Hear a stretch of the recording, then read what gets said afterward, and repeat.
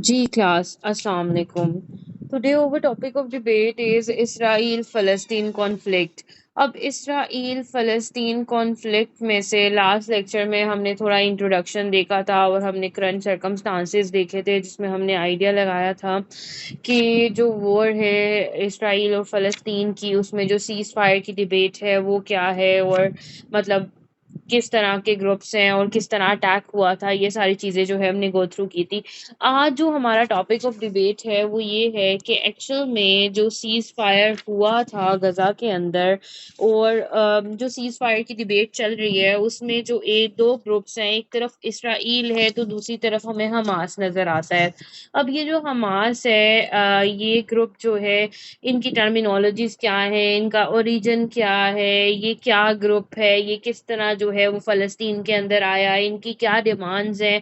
तो आज थोड़ा इसको डिस्कस कर लेते हैं और साथ ही मैंने आप लोगों को कुछ नोट्स भेजे थे जिसमें हमने यूएन की रेजोल्यूशन का डिस्कस किया था और इनके इश्यूज जो core issues between Israel and फ़लस्तीन है उस पर थोड़ी डिबेट करेंगे। कल इंशाल्लाह जितने भी करंट इम्पैक्ट हैं और जो वॉर में ऑनगोइंग सर्कमस्टांसेस हुए थे और फ्यूचर इम्प्लीकेशंस क्या हो सकती हैं, क्या ये वॉर एक्सकलेशन पे जाएगी, डी एस्कलेशन पे जाएगी, इसकी वजह से इसराइल पे क्या इम्पैक्ट्स पड़ सकते हैं, या इजिप्ट में आपने देखा अभी करंटली जो इजिप्ट के अंदर जो है सीज फायर की एक बहुत बड़ी डेवलपमेंट हो रही है जिसमें यूएस, इसराइल, हमास और इजिप्ट बैठ के जो है इस पे डिबेट कर रहे हैं।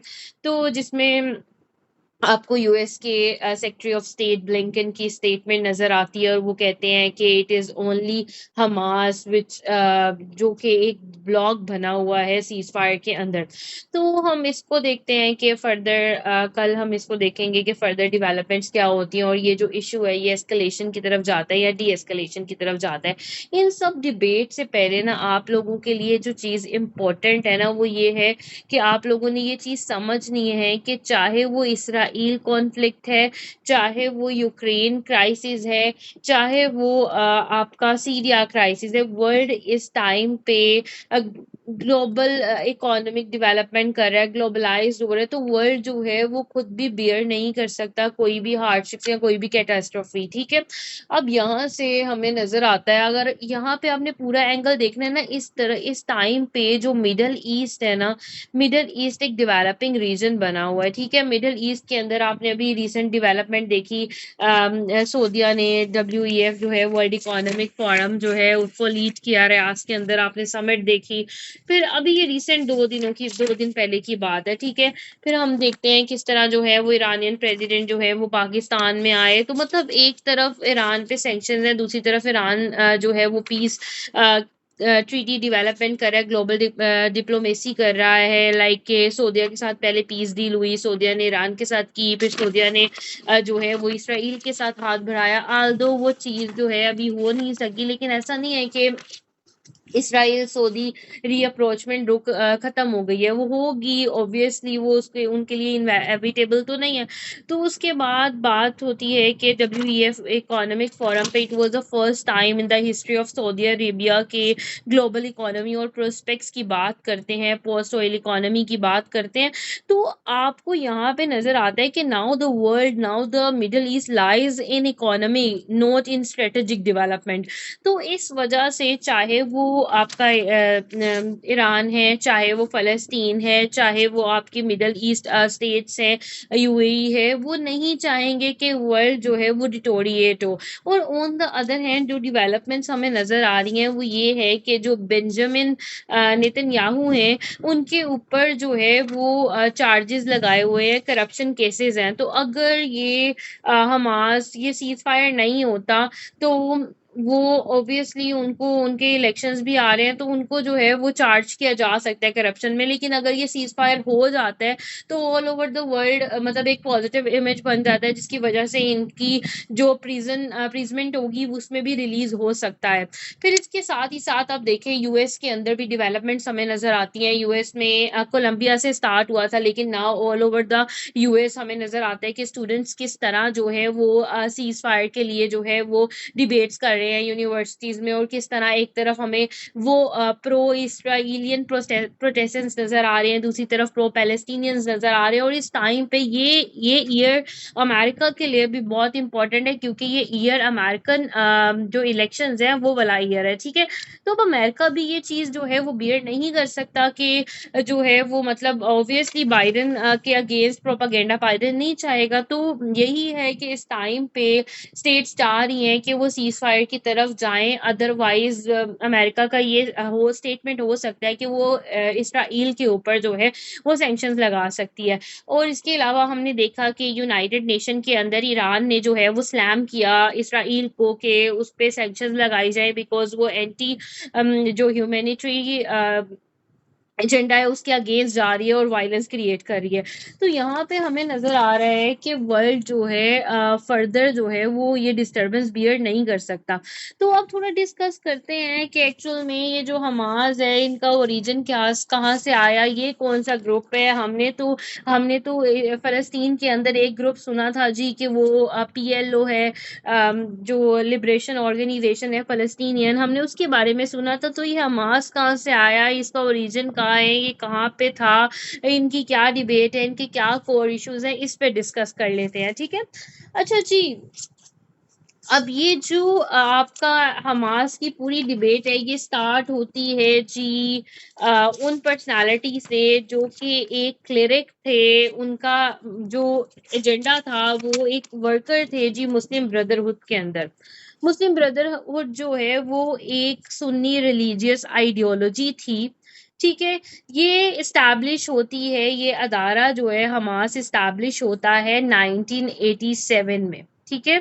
1987 में एक्चुअली इसे स्टैब्लिश करते हैं शेख अहमद यासीन, जो कि एक क्लेरिक होते हैं, एक प्रीचर होते हैं, और एक कह लें कि एक मेंबर होते हैं मुस्लिम ब्रदरहुड के। वो ये जो मुस्लिम ब्रदरहुड ऑर्गेनाइजेशन है ना, इस ऑर्गेनाइजेशन से बहुत ज़्यादा इंस्पायर्ड होते हैं, और फिर बाद में वो क्या करते हैं कि बाद में वो अपना वर्क जो है वो वेस्ट बैंक के अंदर भी करते हैं, अपनी सर्विंग्स गजा के अंदर भी करते हैं। और बाद में जो पहला इंतिफादा होता है, और फर्स्ट इंतिफादा क्या था कि जब 6 डेज वॉर हुई थी इसराइल और अरब स्टेट्स के दरमियान में, उस वॉर के नतीजे में सीरिया के कुछ इलाके, इजिप्ट के सनाई इलाका, और जो सीरिया का जो इलाका था गोलान हाइट्स, वो भी जो इसराइल है उसने अपने कंट्रोल में कर लिया था। तो उसकी वजह से क्या हुआ था कि इसराइल उस वॉर में जीत गया था, और उस वजह से इसराइल ने वेस्ट बैंक के अंदर और गजा के अंदर भी जो है वो अपनी जारादारी कर ली थी, या अपनी जो गवर्नेंस है उस पर कंट्रोल कर लिया था।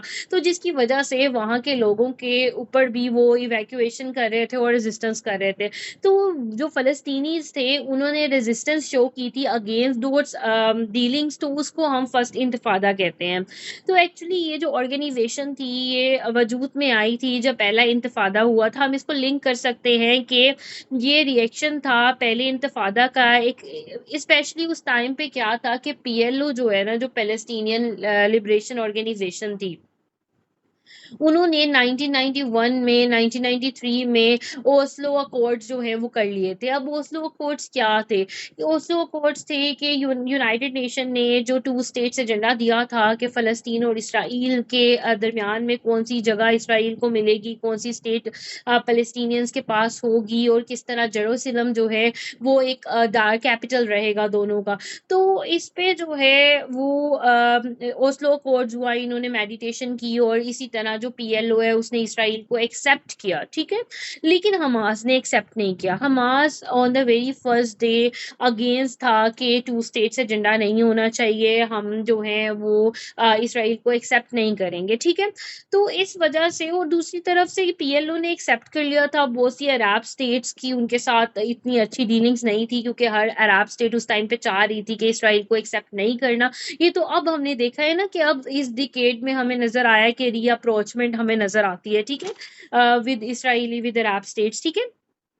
तो उस टाइम पे फिर ये हुआ कि जो जितनी भी अरब स्टेट थी, specially Iran, specially Qatar, specially Gaza के अंदर जो जितने भी जो है एक्सपेट्रियाट्स थे, उन्होंने सपोर्ट करना शुरू कर दिया हमास को, ठीक है। हमास जो है वो गजा बेस्ड है, ठीक है, गजा के अंदर जो है ये लोग इनका ओरिजिन है, ठीक है। तो उस टाइम पे अब इसराइल के अंदर जो फ़लस्तीनी एरियाज़ है ना, वो हमें यूनाइटेड नेशन ने जो एरियाज़ दिए थे फ़लस्तीनियों को, वो वेस्ट बैंक था और वो गज़ा था, ठीक है? जिसमें वेस्ट बैंक के अंदर पीएलओ है और गज़ा के अंदर हमास है, ठीक है? अच्छा जी, फिर क्या होता है कि इसके अलावा रिलीजियस एलिमेंट्स जो हैं वो इसकी क्रिएशन का एक बहुत बड़ा वजह बने, क्योंकि पीएलओ एक ऐसा अदारा था जो कि फ़लस्तीन की टेरिटरी अटेन करवाना चाहता था, जो कि फ़लस्तीन की टेरिटरी फ़लस्तीनियों को देना चाहता था। लेकिन हमास ने जो इनिशिएटिव लिया था वो ये था कि हमने अपने होली इम्बैलेंस को प्रोटेक्ट करना है, हमने मस्जिद अक्सा को प्रोटेक्ट करना है, ठीक है? तो उस वजह से एक रिलीजियस एलिमेंट जो है इसमें आया, जिसकी वजह से इसको सपोर्ट किया गया ऑल ओवर द मतलब अरब और मुस्लिम एजेंडा। जब मुस्लिम जितने भी ऑर्थोडॉक्स थे उन्होंने इन्हें जो है वो सपोर्ट किया। तो इस तरह 1987 में हमास इस्टेब्लिश होता है और उसे इस्टेब्लिश कौन करते हैं? शेख अहमद यासीन। आप लोगों ने याद रखना है। करंटली अगर मैं बात करूं तो जो हमास है उसके टू विंग्स हैं। एक उनका पॉलिटिकल एजेंसी है और एक उनकी जो है वो मिलिटेंट एजेंसी है। और पॉलिटिकल एजेंसी जो है उसके इस टाइम पे जो हेड है वो जो है इस्माइल है, ठीक है? वो उसको जो है वो हनाया जो है वो लीड कर रहे हैं। तो हमास जो है वो एक पैलेस्टीनियन मिलिटेंट ग्रुप है जिसने गजा स्ट्रिप के अंदर जो है अटैक भी किया। हम देखते हैं गजा स्ट्रिप को गवर्न कर रहा है और इसराइल पे 2023 अक्टूबर में ये अटैक करते हैं, और जिसकी वजह से इसराइली मिलिटेंट कंपेन जो है वो चाहती है कि अब हमास का फ्यूचर जो है वो यहाँ से डिस्ट्रॉय कर दें, ठीक है? दैट्स वाई इसराइली जो है वो इस मामले में इतने अग्रेसिव हैं कि वो चाहते हैं। 2007 से हम देखते हैं कि हमास और इसराइल के अंदर बहुत से प्रोटेस्टेंट्स होते हैं, बहुत सी इन आपस में एक दूसरे के साथ वॉर में जाते हैं, बहुत सी डीलिंग्स एक दूसरे के साथ करते हैं। हमास का बार बार रॉकेट फायर जो है इसराइल पे लॉन्च करना हम हिस्ट्री में ये देख रहे हैं। लेकिन it was a very first time कि हमें नजर आता है कि जो हमास है उसने इतना बड़ा अटैक जो है वो इसराइल पे किया है। अब थोड़ा ना जो मैप है ना उसको समझे। ये जो मैप है ये हमारे पास जो मैप है ये पूरा इसराइल का मैप है। ये जो एरिया है ना, ये एरिया ये एरिया हमारे पास जो है वो वेस्ट बैंक का एरिया है, ठीक है?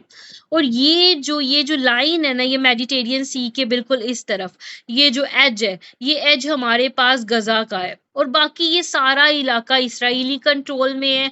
और ये जो जेरूसलम है ये बिल्कुल वेस्ट बैंक और गजा स्ट्रिप के मिड में है, ठीक है? और जिसको यूनाइटेड नेशन ने कहा था कि ऑल ओवर यहाँ पे दोनों स्टेट्स रूल करेंगी, ये एक बैनुल अक़वामी प्लेस होगा, ठीक है? और बाकी इसराइल बाकी इलाकों को ले सकते हैं, और जो गजा स्ट्रिप वाला इलाका है, गजा वाला इलाका है, और जो वेस्ट बैंक का इलाका है वो जो है वो आपके फिलिस्तीनियों के कंट्रोल में है। लेकिन नाउ इसराइल जो है इन दोनों के ऊपर जो है वो कंट्रोल कर चुके हैं। और गजा गजा को कवर करने का एजेंडा ही यही है कि गजा को चारों तरफ से जो है वो इसराइली सोल्जर से कवर किया हुआ है, क्योंकि उनका एजेंडा ये है कि जो हमास है यहाँ पे उनकी फंडिंग को रोका जाए, उन्हें कंट्रोल किया जाए, उन्हें टारगेट किया जाए। और इस वजह से फिर हमने देखा कि किस तरह यहाँ पे जो है वो एथनिक क्लींजिंग भी हमें नजर जो है वो आती है, ठीक है? अब जी हम देख रहे थे कि जो इनका ओरिजिन है वो इनका ओरिजिन जो है वो फर्स्ट इंतफादा के बाद हुआ है, और ठीक है किस तरह रिलीजियस एलिमेंट की वजह से इन्हें सुपरमेसी मिली, ठीक है? तो हमास एक इस्लामिक मिलिटेंट ग्रुप है जिसने फ़लस्तीनी मतलब एक्चुअली ये जो है ना ये फ़लस्तीनी ब्रांच है मुस्लिम ब्रदरहुड की, ठीक है? जिसको लीड किया था शेख अहमद यासीन ने, ठीक है? और ये लोग जो है ये एक इनकी जो प्लेस है ये गजा स्ट्रिप के अंदर है।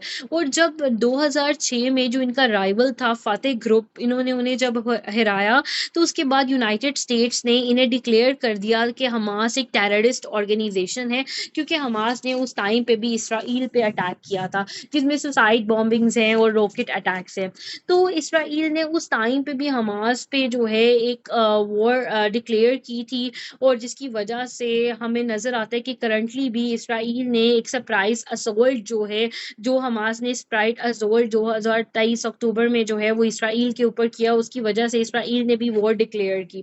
अगर हम बात करते हैं कि हमास जो है उनकी फंडिंग कहाँ से होती है, वो क्यों क्या कर रहे हैं, उनका एजेंडा क्या है, तो थोड़ी इस पे भी डिबेट कर लेते हैं, ठीक है। हमास जो है इसने गजा स्ट्रिप को कंट्रोल किया हुआ है और नियरली 2 डिकेड से ये गजा स्ट्रिप जो है वो कंट्रोल कर रही है, ठीक है। अब ये वायलेंटली जो है इसराइल की जो एक्सिस्टेंस जो है उसको रिजेक्ट करते हैं। 2023 में हमास ने क्या किया कि साउदर्न इसराइल का जो जगह है, जो इसराइल के साउदर्न प्लेस है, लाइक कि इस इलाके को जो है हमास ने टारगेट किया, ठीक है। अभी जो अक्टूबर में जो इंसिडेंट हुआ, जिसकी वजह से क्या होता है कि 1200 पीपल जो है, 1200 पीपल जो है वो ऑब्वियसली उनकी डेथ हो जाती है, इसराइल के पीपल, और इसके अलावा डजन्स को वो हॉस्टेज बना लेता है। अब जब ये होता है हमास की तरफ से, तो ऑब्वियसली इसराइल क्या करते हैं, इसराइल मिलिट्री जो है वो एक अटेम्प्ट करते हैं, लाइक एक स्ट्राइक करते हैं, रिटेलिएटरी स्ट्राइक करते हैं, जिसमें वो कहते हैं कि we have to now eradicate this group, ठीक है। और जिसकी वजह से अगर मैं मिड ऑफ अप्रैल की बात करूं, अभी अब तो और ज़्यादा ऑब्वियसली स्ट्रेंथ हो गई है, रेट बढ़ गया है, लेकिन अगर मैं मिड ऑफ अप्रैल की बात करूं तो इट वाज 33,000 पैलेस्टीनियंस जो अपनी जान के हाथों, मतलब जान जिनकी खत्म हो चुकी है, जो डेथ हो चुकी है जिनकी, वो 33,000 पैलेस्टीनियंस हैं, ठीक है। अब जो है ना, हमास की हेल्प सिर्फ हमास खुद नहीं कर रहा, हमास की हेल्प जो है वो और भी उसके पार्टनर्स कर रहे हैं, जिसे कहते हैं एक्सिस ऑफ रेजिस्टेंस। आपने याद रखना है, इनको कहते हैं जी एक्सिस ऑफ रेजिस्टेंस। अब इसमें हमारे पास हाउतीज हैं, हजबुल्ला है, फिर प्रो तेहरानियन मिलिशियाज है, इराक एंड सीरिया के कुछ लोग हैं जो इनकी हेल्प कर रहे हैं, ठीक है। अब इसके जब ये एक्सेस ऑफ रेजिस्टेंस के साथ इसराइल पे टारगेट करते हैं, तो ऑब्वियसली इस वजह से, इस वॉर की वजह से हमें नजर आता है कि मिडल ईस्ट के अंदर जो है वो एक मतलब एक थ्रेट आ जाता है। डजन्स ऑफ कंट्रीज जो हैं वो हमास को एक टेररिस्ट ऑर्गेनाइजेशन कहते हैं। कुछ इसको कहती हैं कि सिर्फ इसका मिलिटेंट विंग जो है वो टेररिस्ट ऑर्गेनाइजेशन है, पॉलिटिकल विंग ऐसा नहीं है। और ईरान जो है हमें पता है कि अगर हम फंडिंग की बात करें तो ईरान जो है इन्हें मटेरियल और फाइनेंशियल सपोर्ट प्रोवाइड करता है। फिर इसके साथ कोalition ऑफ अदर रिलीजनल अलाइज भी हैं, जिसमें हमें फ़लस्तीनी इस्लामिक जिहाद नज़र आता है, लेबनान के हजबुल्ला, यमन हजबुल्ला, लेबनान के हजबुल्ला जो है वो हेल्प करते हैं, यमनीज हाउतीज नज़र आते हैं, फिर pro Tehranian militias, Iraq and Syria के लोग जो हैं, फिर इसके अलावा कतर में, टर्की हार्बर्स में जो हमास के टॉप लीडर्स हैं, उनको फाइनेंशियल सिस्टम टर्की भी प्रोवाइड कर रहा है, लाइक फाइनेंशियल एड प्रोवाइड करता है। इसके अलावा हमास के अंदर जो पेट्रोइट्स हैं, जो वहाँ के एक्सपेक्ट्रियाट्स हैं, वो जो है वो हमास को फंडिंग देते हैं। तो जो ये जो ऑर्गेनाइजेशन है ना, इसमें जो डोमिनेंस है, वो इनकी डोमिनेंस हमें गजा के नजर आती है। जो इनकी राइवल है, लाइक इनकी पीएलओ से इतनी नहीं बनती, क्योंकि पीएलओ जो है, इन्हें है कि पीएलओ ने इसराइल को एक्सेप्ट कर लिया हुआ, और पीएलओ जो है उन्होंने जो 2 स्टेट्स एजेंडा था उसको कबूल कर लिया हुआ है, और पीएलओ जो है वो वेस्ट बैंक के अंदर जो है वो संभाल रहा है वेस्ट बैंक को, और जो गजा को संभाल रहा है वो इस टाइम हमास है, ठीक है। तो इस वजह से हमने देखा है कि वेस्ट बैंक से ज़्यादा जो इवैक्यूएशन और जो स्ट्राइक्स हुई हैं वो हमें गजा के अंदर नज़र आती हैं, क्योंकि जब हमास ने टारगेट किया इसराइल को, तो इसराइल की तरफ से जो रिटेलिएशन नज़र आई वो हमें गजा के अंदर नज़र आई, ठीक है। अब पॉइंट हमारे पास ये है कि ये जो हमास है इसका ओरिजिन क्या है, ठीक है। इसका ओरिजिन क्या है, और ये जो ब्रांचेस हैं, ये जो मुस्लिम ब्रदरहुड के ब्रांचेस हैं, इसको किस तरह उन्होंने जो है वो रिटेलिएट किया, और फिर किस तरह जो है वो इसराइली जो है वो हमास के साथ जो है वो किस टारगेट किलिंग में आए, और क्या एक्रोनियम्स थे, ठीक है। तो अगर मैं हमास की बात करूं, तो हमास का जो एक्रोनियम है ना, वो हरकत अल मुकर्रवा अल इस्लामिया, मतलब इसको आप इंग्लिश में कहते हो कि इस्लामिक रेजिस्टेंस मूवमेंट है, जिसको फाउंड किया था शेख अहमद यासीन ने, और जो एक एक्टिविस्ट थे मुस्लिम ब्रदरहुड के, और उन्होंने अपनी अर्ली लाइफ जो है वो डेडिकेट कर दी थी कायरा के अंदर। और उसके बाद वो जो है उन्होंने वेस्ट बैंक के अंदर चैरिटेबल वर्क किया, गजा के अंदर किया, और जब 6 डेज वॉर होती है 1967 में, तो उस वॉर से कुछ देर पहले जो है वो हमें नज़र आता है कि पहला इंतफादा जो है उसके बाद जब आता है, जब रेजिस्टेंस नज़र आती है हमें, तो उस टाइम पे यासीन जो है वो डिक्लेयर कर देते हैं कि हम हमास को इस्टेब्लिश कर रहे हैं, जो कि पॉलिटिकल आर्म है गजा के अंदर, दिसंबर 1985 में। ठीक है, अब पहला इंतफादा क्या था? पैलेस्टीनियों की अपराइजिंग थी इसराइल ऑक्यूपेशन के अगेंस्ट, जो कि वेस्ट बैंक के अंदर हुई थी, जो कि गजा के अंदर हुई थी, और जो कि ईस्ट यरूशलेम के अंदर हुई थी। इस टाइम पे हमास का पर्पस था कि वो जो इसराइली वायलेंस है उसके अगेंस्ट जो है वो फ़लस्तीनियों को उनके लैंड को सिक्योर करके दे। ठीक है, और इनका ये भी मकसद था कि जो ब्रदरहुड की ब्रांच थी, जो ब्रदरहुड अदारा था, वो अपना पॉलिटिकल सपोर्ट जो है वो इस जो पैलेस्टीनियन इस्लामिक जहाद है उनसे मतलब लूज कर चुका था, और एक दोबारा से ट्रस्ट डेवलप करना चाहता था इस ग्रुप के अंदर। इसलिए जो है शेख अहमद यासीन ने मुस्लिम ब्रदरहुड के अंदर एक ब्रांच में हमास को क्रिएट किया। ठीक है, फिर क्या होता है कि जब हमास ने खुद को क्रिएट किया तो इन्होंने अपना पहला चार्टर भी दिया। ठीक है, इन्होंने अपना पहला चार्टर दिया। अब ये उस चार्टर इन्होंने अपना पहला चार्टर 1988 में दिया, जिसमें ये कहते हैं कि हमने जो है वो ज्यूस का मर्डर करना है। हमने उनमें ये 3 एजेंडास देते हैं, वो 3 एजेंडास आप समझें। पहला एजेंडा होता है हमने ज्यूस का मर्डर करना है। ठीक है, सेकंड एजेंडा जो है वो था कि हमने इसराइल की डिस्ट्रक्शन करनी है, इसराइल को डिस्ट्रैक्ट करना है। तीसरा एजेंडा वो देते हैं जी कि हमने यहाँ पे इस्लामिक सोसाइटी बनानी है। जो हिस्टोरिक पैलेस्टीन है, इसराइल ने अभी वो टेरिटरी ट्रेन कर ली है और हमने यहाँ पे इस्लामिक सोसाइटी बनानी है। अब क्या होता है कि ऑब्वियसली अरब वर्ल्ड कहता है कि अगर आप अपनी इस अदारे को चलाना चाहते हो तो ये जो मर्डर ऑफ ज्यूज का आपने बात की है इसको थोड़ा मतलब इसको थोड़ा मॉडरेट करो, अपनी इमेज को मॉडरेट करने के लिए अपने चार्टर को थोड़ा अमेंड करो। तो फिर वो एक न्यू डॉक्यूमेंट देते हैं, जो कि उनका न्यू डॉक्यूमेंट जो है वो 2017 में होता है, जिसमें वो कहते हैं कि हमें हम किलिंग नहीं करते ज्यूस की, हम इसको रिमूव कर देते हैं इस एक्सप्लिसिट रेफरेंसेस को।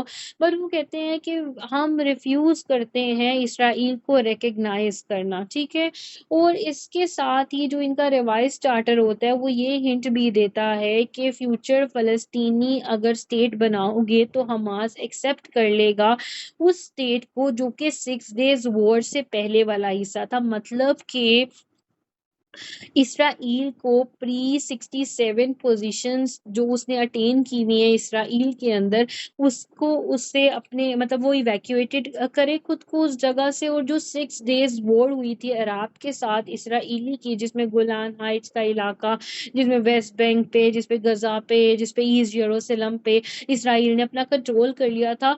हमास उसके बाद जो उन्होंने जो फलस्तीनियों को जगह दी थी, हमास उसको एक्सेप्ट नहीं करता। हाँ, हमास एक्सेप्ट कर लेगा वेस्ट बैंक और गजा वाली जगह, उन न्यू डॉक्यूमेंट्स को, जो के डॉक्यूमेंट्स और जो 2 स्टेट सोल्यूशन निकला था 6 डेज वॉर से पहले वाला। और ये भी तब देखा जाएगा जब नेशनल कंसेंसस हमारे इस हमास के अदारे के अंदर आएगा, जब सब लोग इस चीज को मानेंगे। तो यहाँ से हमें नज़र आता है कि इसके बाद क्या होता है कि हमास ने फर्स्ट सुसाइड बॉम्बिंग की अप्रैल 1993 में, जो कि हमें नज़र आता है कि जो पैलेस्टीनियन लिबरेशन ऑर्गेनाइजेशन के लीडर थे, पीएलओ के लीडर थे उस टाइम पे, आप लोगों ने नाम सुना होगा, very famous personality at that time, Yasser Arafat. और उस टाइम पे जो इसराइली पीएम थे वो राबिन थे, तो उन्होंने ओस्लो अकॉर्ड्स किए थे। ठीक है, अब ओस्लो अकॉर्ड्स क्या थे कि हिस्टोरिकल पैक्ट था, एक हिस्टोरिकल जो है वो मुआहिदा था, जिसमें उन्होंने कहा था कि जो वेस्ट बैंक और गजा के इंटिटी है वो पीएलओ को दे दी जाए। ठीक है, लाइक वो पैलेस्टीनियन अथॉरिटी के कंट्रोल में हो, और हमास और जो इसराइली कंट्रोल है उसको भी हम एक्सेप्ट करते हैं, इसराइली स्टेट को भी हम जो है वो एक्सेप्ट करते हैं। तो हमास ने उस अकॉर्ड को कंडेम किया, और इसके साथ ही साथ पीएलओ को कहा कि उन्होंने जो रिकग्निजेशन दी है इसराइल की, वो भी चीज़ ठीक नहीं है। जिसकी वजह से फिर हमें नज़र आता है कि 2005 में, 2007 में और इस तरह हमास की जो है वो वॉर चलती आई है इसराइलियों के साथ, ठीक है? तो ये एजेंडा था जिसकी वजह से हमें नज़र आया कि जो अब ये जो मलेशिया है या ये जो तंज़ीम है इसके अगेंस्ट जो है वो इसराइली वायलेंस हमें नज़र आता है, जिसमें हमें इसराइली जीनोसाइड नज़र आती है। तो जो हमास है उन्हें एक्चुअली में बहुत ज़्यादा सपोर्ट करता है इरानियन फंड उन्हें बहुत ज़्यादा दिया जाता है। ये एक ओपन एंड डिबेट है कि जो कासिम सुलेमानी थे वो डायरेक्टली इन्हें एड भी देते थे, उन्होंने इन्हें काफ़ी सपोर्ट भी किया था और जिसकी वजह से आपको पता है कि अब देखो कि ईरान का एजेंडा ना काफ़ी डिफरेंट है। अगर मैंने लास्ट टॉपिक ऑफ डिबेट आपको ईरान भी करवाया था जिसमें ईरान इसराइली कॉन्फ्लिक्ट हमने देखा था, तो इरानियन रेवोल्यूशन से पहले प्रो अमेरिकन था। आफ्टर डेथ जब खोमेनी आए थे वहाँ पे, तो उसके बाद जो है ईरान एक एंटी वेस्ट बन गया और उसकी वजह से हमने देखा कि ईरान पे कितनी सैंक्शंस लगी, वो एक अलग डिबेट है। I will try my best कि मैं 2 to 3 मिनट्स के ना जितनी भी रेवोल्यूशंस हमारी पॉलिटिकल हिस्ट्री में हुई है ना, मैं वो उसको अपलोड करूँ, like Iranian revolution, Bolshevik revolution, world wars, इन चीज़ों को 2 to 3 मिनट्स की वीडियोस में इसको अंडरस्टैंड करवाऊँ, ठीक है? सो आई होप कि थोड़ा हमास का कॉन्टेक्स्ट जो है वो समझ आ गया होगा। करंटली अगर मैं इस इशू पे बात करूँ ना कि हमारे पेपर में ये इशू किस तरह आ सकता है, तो वो आपको पूछ सकते हैं हमास का ओरिजिन क्या है, हमास और इसराइली के कोर इंटरेस्ट क्या है, कोर इश्यूज क्या है, और ये जो कॉन्फ्लिक्ट है इसको हम फ्यूचर इम्प्लीकेशंस हम किस तरह देख सकते हैं। क्या ये 2 स्टेट सोल्यूशन होगा, क्या यूएन इसमें अपना क्या रोल प्ले करेगा, कौन 1 स्टेट चाह रहे हैं, कौन 2 स्टेट चाह रहे हैं, ये एस्केलेट होगा, ये डी एस्केलेट होगा, इसकी वजह से यूरोप पे क्या, इसकी वजह से अमेरिका पे क्या जो है वो इम्पैक्ट आ सकता है, इसकी वजह से इसराइल पे क्या इम्पैक्ट आ सकता है, इसकी वजह से मिडल ईस्ट पे क्या इम्पैक्ट आ सकता है। तो इंशाल्लाह we will discuss those debates from for tomorrow. हम इसको जो है वो कल के लेक्चर में जो है वो डिस्कस करेंगे कि क्या क्राइटेरिया, क्या एजेंडा, और कल हम अपना इसराइली फ़लस्तीन कॉन्फ्लिक्ट जो है वो उसकी सीरीज ख़त्म करेंगे, ठीक है? मैंने पहले इंट्रोडक्शन दिया था, कल मैंने आप लोगों को नोट्स भेजे थे, उसमें हमने देखा था रेवोल्यूशन 242, जिसमें यूएन की रेवोल्यूशन थी, जिसमें यूएस ने कहा था कि जिसमें इन्होंने कहा था कि इसराइली का जो है वो प्री-67 पोजीशन से जो है वो अपनी इवैक्यूएशन कर ले, लाइक कि वेस्ट बैंक में इसराइल का कोई कंट्रोल नहीं है, गजा में नहीं है, ईस्ट जेरूसलम में नहीं है, गोलान हाइट्स में नहीं है, सिनाई प्लेस में नहीं है, ठीक है? तो लेकिन इसराइल इस चीज़ से रिलक्टेंट है, इसराइल इसको मान ही नहीं रहा। इस वजह से जो सेल्फ इंटरप्रिटेशन है इस रेजोल्यूशन 242 की, वो हो ही नहीं पाई। तो फ़लस्तीनियों का और हमास का एक ये भी सिनेरियो है कि रेजोल्यूशन 242 जो है उसको माना जाए। फिर जेरूसलम जो है वो इसराइली कंट्रोल में नहीं होना चाहिए। वो दोनों की एक मतलब वहाँ पे जो है ऑब्वियसली हमारा रिलीजियस कंसर्न्स भी हैं, वहाँ पे जो ग्रेव कंसर्न्स हैं फ़लस्तीनियों के मस्जिद अक्सा को लेके, और फिर उसके अगेंस्ट जो फायर हमने देखी थी, सीरियस फायर, जिसकी वजह से ओआईसी एस्टैब्लिश हुई थी 1969 में। तो उस वजह से भी जो है हम कहते हैं कि जो जेरूसलम है वो इसराइली जो दारुल हुकूमत है वो नहीं होना चाहिए। और आपको पता है कि इसराइली ने अपना स्टेट का जो कैपिटल है वो जेरूसलम को ही बनाया हुआ है। तो ये कुछ और इश्यूज है जो कि इसराइल और फ़लस्तीनियों के दरमियान में है। फिर सिक्योरिटी का मसला है, फिर क्योंकि जो सिक्योरिटी कंसर्न्स की वजह से इसराइली ने गजा स्ट्रिप में मतलब उनका आना जाना जो है वहाँ से उनको जो है बिल्कुल क्लोज्ड किया हुआ है, उनकी मूवमेंट को जो फ्लो जो है वो रोका हुआ है। फिर इसके अलावा बॉर्डर इंटरनेशनल स्टेटस पे इनके जो है इश्यूज हैं। फिर इसके अलावा इसराइली सेटलमेंट्स पे बहुत ज़्यादा डिबेट्स हैं कि इसराइल जो है वो वेस्ट बैंक और गजा में भी आके इवैक्यूएशन कर रहे हैं और वहाँ पे भी सेटलमेंट्स कर रहे हैं, और जो फ़लस्तीनियन है उनको उनकी जगह से निकाल रहे हैं। फिर फ़लस्तीनियन रेफ्यूजीज़ जो है, जो 4 मिलियन रेफ्यूजीज़ हैं, अराउंड 4 मिलियंस, उनको उनके इलाके में जाने नहीं दिया जा रहा। और ये एक एजेंडा है इसराइलियों का कि इसकी वजह से पॉपुलेशन जो है वो फ़लस्तीनियों की बढ़ेगी और हमने उनकी पॉपुलेशन को यहाँ पे नहीं बढ़ाना।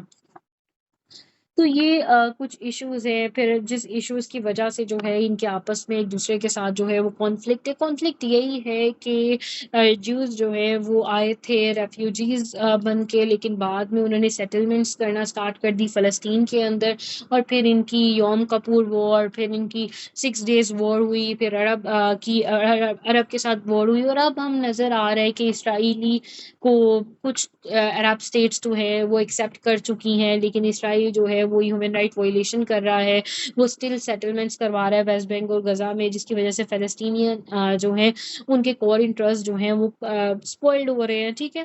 तो इस वजह से जो हमास है, क्योंकि वर्ल्ड तो एज सच इसमें इतना इन्वॉल्व नहीं हो रहा, पीएलओ की मूवमेंट्स भी हैं, लाइक अब तो वॉर में है तो वो लोग डिबेट कर रहे हैं, अदरवाइज उन्होंने एक्सेप्ट कर लिया हुआ है, लेकिन हमास जो है इस चीज़ को नहीं एक्सेप्ट कर रहा, और वो इस्लामिक मूवमेंट को लेके जो है वो अगेंस्ट इसराइल के कंडक्ट कर रहा है। अब इसकी वजह से ऑब्वियसली ईरान पे, मिडल ईस्ट पे इसका बहुत बड़ा इम्पैक्ट पड़ सकता है अगर ये वॉर एक्सकलेशन में जाती है और ये डी एस्केलेट नहीं होती है।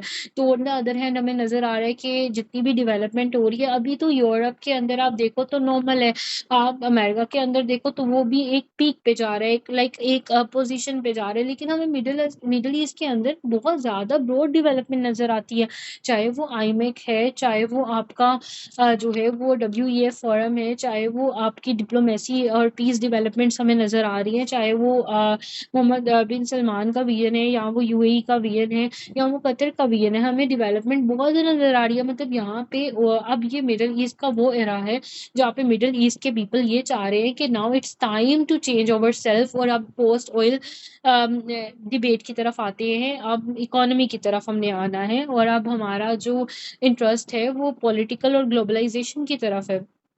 तो इस टाइम पे चाहे वो ईरान है, चाहे वो सऊदी अरेबिया है, चाहे वो मिडल ईस्ट में बाकी स्टेट्स हैं, वो कभी भी नहीं चाहेंगी, इसराइल खुद ये अवॉइड नहीं कर सकता। वो कहते हैं ना कि it is easy, you can start the war but you can't and the war, ठीक है। तो वही वाली सिचुएशन है, आप वॉर को स्टार्ट तो कर सकते हो, but it is quite difficult कि आप इसको जो है वो फिनिश करो, या इसको ख़त्म करो, या आप कुछ मतलब इशू जो है वो निकालो। इसी वजह से जो इजिप्ट है अभी वो सीज़ फायर के लिए इनको बिठा रहा है और कंसल्टेशन करवा रहा है, और ऑब्वियसली जैसे मैं आपको बता रही हूँ कि बेंजामिन नेतन्याहू के ऊपर भी जो है वो केस चल रहे हैं, तो अगर सीज़ फायर हो जाता है तो एक पॉजिटिव इमेज आएगा और उसमें रिलीज होगा, अदरवाइज मतलब आपको इलेक्शंस नज़र आ रहे हैं, इसराइल के अंदर भी इलेक्शंस हैं, अमेरिका के अंदर भी इलेक्शंस है, और बाइडन भी ये नहीं चाहेगा कि उसका इमेज जो है, उसके पीपल जो है वो उसके अगेंस्ट जाएं, और अभी वो इमेज जो है वो एग्रेसिव हो रहे हैं वहाँ की आवाम against Biden administration.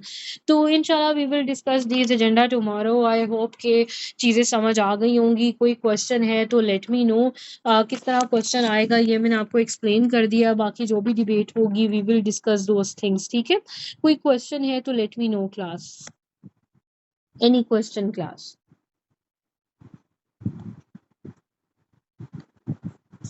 Any question class, किसी का कोई क्वेश्चन है तो मुझे बताएं।